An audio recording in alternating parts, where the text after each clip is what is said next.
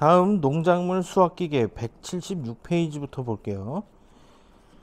자, 농작물을 수확할 때 어떤 기계들을 사용을 하는지 그 내용들을 좀 살펴보도록 할 텐데, 곡물 수확 작업 자체를 기계화 하다 보니까 예전에 많이 사용했던 뭐 바인더나 탈곡기 이런 것들도 있는데, 요거 177페이지에 있는 내용들 한 번씩 그냥 읽어보시면 되겠어요. 지금은 뭐 바인더 잠깐 보시면 자른 작물을 묶어서 배출하는 결속형 예측기, 그리고 탈곡기는 변화 맹류를 탈곡하는 기계, 그래서 옥수수, 땅콩 등의 탈립이나 껍질 벗기는 기계, 이런 것들이 탈곡기고요. 그리고 이 위쪽에 보시면 건탈곡 체계하고 생탈곡 체계가 있는데, 네모 쳐놓고 그냥 한 번씩 읽어볼게요.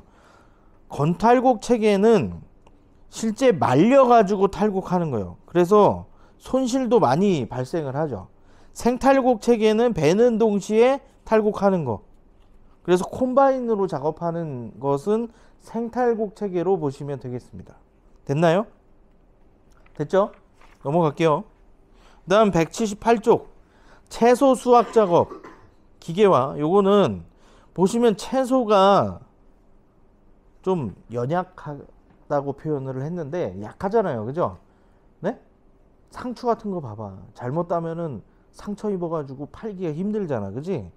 그래서 기계화 하기가 좀 많이 어렵죠. 그지? 네? 그래서 기계화 수준이 약간 미미한 실정이다 라는 표현을 썼습니다. 다음 지하부 이용 작물의 수확 작업, 이런 것들은 굴치기라든가 이런 거는 이제 감자나 고구마 이런 것들을 수확할 때 쓰고요. 네, 이것도 그냥 한 번씩 읽어보시면 어렵지 않게 뭐 이해하실 수 있을 거예요. 여기에서 봐야 될 것은 이 과일 수확 작업의 기계화, 이것도 한번 읽어보시면 되고요. 여기 이 단원에서 봐야 되는 내용은 179페이지부터 있는 콤바인부터예요. 콤바인. 우리나라에서 사용되는 콤바인이 뭐 여기 교과서에 있는 이 콤바인 종류를 보시면 180페이지부터 있는 자탈형 콤바인이 있고요. 우리나라에서 주로 사용되는 콤바인이에요. 네? 보고 있죠? 그리고 185쪽 보세요. 185쪽에 보통형 콤바인이라고 있어요. 찾았나요? 네? 그러면 자타령 콤바인하고 보통형 콤바인은 무슨 차이가 있냐? 근데 미국에서는 그냥 보통형 콤바인도 그냥 콤바인이라 불러요. 뭐냐? 자, 185쪽부터 먼저 볼게요. 185쪽 찾았어요? 네? 위에서부터 네 번째 줄, 보통형 콤바인 위에서부터 네 번째 줄 보시면 작물의 줄기까지 탈곡부에 투입된다는 특징이 있어요. 줄기까지. 그래서 보리, 밀 외에 이삭부가 가지런하지 않은 콩, 팥, 옥수수, 목초 종자 이런 거에도 이용이 된다. 됐나요? 난 보리, 밀 수확할 때 쓰는 거야. 근데 우리나라는 벼를 주로 재배하잖아요. 우리나라 밀은 거의 99% 수입해요. 그죠? 우리 동네 밀 농사 짓는데요. 그거 1% 중에 하나란 얘기야, 그게. 뭔 얘기인지 알겠죠? 네? 자, 그럼 180페이지부터 있는 자타령 콤바인을 살펴보면 벼의 수확 작업에 알맞도록 설계된 기계래요. 벼의 수확 작업에 알맞도록 설계된 기계. 그래서 세 번째 줄 보시면 곡물의 줄기 쪽은 탈곡부로 들어가지 않고 이삭 쪽만 탈곡부로 들어가기 때문에 보통형 콤바인보다 소요 동력과 곡립의 손상이 적은 이점이 있다. 거기에 밑줄 그어 주시고요. 됐나요? 네?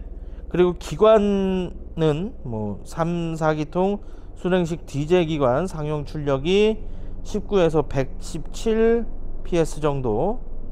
그 다음에 자타령 콤바인 변속 장치는 밑줄 그을게요. 유압 무단 변속 장치. 그래서 HST 요렇게 사용이 되고요. 그 다음 181쪽 전처리부 거기 네모치고요.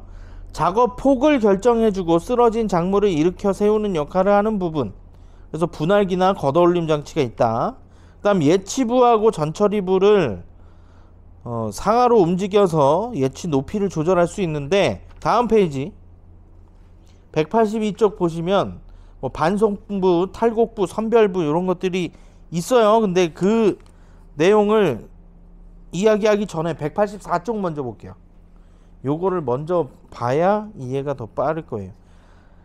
자, 184쪽에 콤바인 운전장치 있어요. 찾았어요? 그 중에서 파워 스티어링 레버 별표 하나 쳐놓으세요. 파워 스티어링 레버가 옆에 그림에 있는 요런 모양으로 생긴 건데, 요게 아까 이야기했던 예치부가 실제 이렇게 디바이더가 달려있는 그 부분을 예치부라고 하는데, 예치부를 올리거나 내릴 때, 그리고 콤바인을 좌우로 선회할 때 사용하는 게 어떤 레버? 파워 스티어링 레버라고 하는 거예요. 알겠지? 네? 네.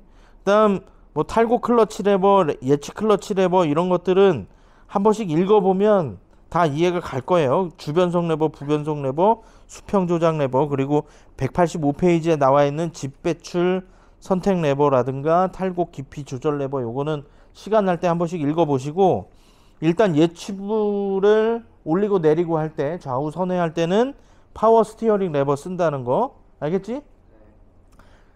그리고 다시 182쪽으로 올게요.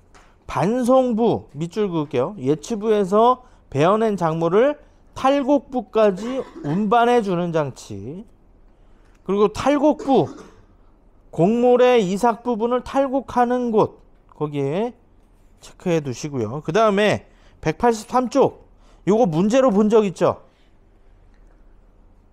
정소치, 보강치, 병치 순으로 되어 있는데, 정소치, 보강치, 병치 각도를 보시면 돼요. 요거는 알겠지? 네, 순서 알아두시면 되겠고요. 다른 내용들 한번 읽어보시면 돼요. 요거는 그냥 넘어가겠습니다. 아, 그리고 이 콤바인의 종류가 두 가지가 있어요. 곡물 탱크가 달려있는 게 있고, 포대형 콤바인이 있어.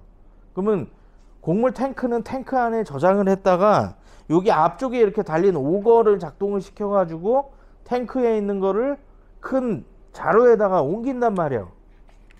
이해 가요? 네? 포대형은 뭐냐면 옆에 매달려가지고 다른 사람이 한 명 더 타야 되겠지? 운전하는 사람 외에 포대를 잡는 사람이 하나 더 타요. 그래서 포대를 잡아서 메꾸고 또 다시 또 포대를 잡아갖고 메꾸고 내려놓고 이런 방식으로 작업을 합니다. 알겠죠? 네? 지금은 거의 오거 작동식으로 사용을 하죠. 그 다음에 볏짚 처리부 184쪽에 있는데, 이건 세단형, 집속형, 결속형이 있고요. 예, 내용들 그냥 한 번씩 읽어보시면 돼요. 예. 뭐 모아서 배출하는 게 집속형이고 묶어서 배출하는 게 결속형. 그지? 네? 그 다음 세단형 같은 경우에는 볏짚을 퇴비로 활용할 때, 그래서 잘게 쪼개가지고 내보내는 게 세단형이에요. 알겠지? 네. 경보장치도 있어요. 작업 도중에 이상이 생겼을 때 운전자에게 알려주는 장치를 이야기하는 거고요. 그 내용들도 한 번씩 읽어보시면 다 이해를 하실 수 있어요. 그래서 여기 자타령 콤바인까지 확인을 하고요. 그 다음에 요거는 이제 조금 약간 번외로 이야기를 하면 콤바인의 생김새를 좀 볼게요. 183쪽의 그림 보세요. 183쪽 그림 보이죠? 네? 얘는 오른쪽으로 타고 내려야 돼. 그죠? 그 진행 방향의 오른쪽, 그지? 그래서 작업 방향이 시계 반대 방향이에요. 그게 가끔 이제 텍스트로 등장을 해요. 글로. 작업 방향은 어디로 한다, 이런 게. 알겠지? 시계 반대 방향으로 해야 중간에 잠깐 쉴 수가 있어요. 뭔 얘기인지 알겠죠? 네, 그렇게 보시면 되겠습니다. 그래서 다음 시간에 191부터 조제 가공기계부터 다시 확인을 하도록 할게요. 네, 마칠게요.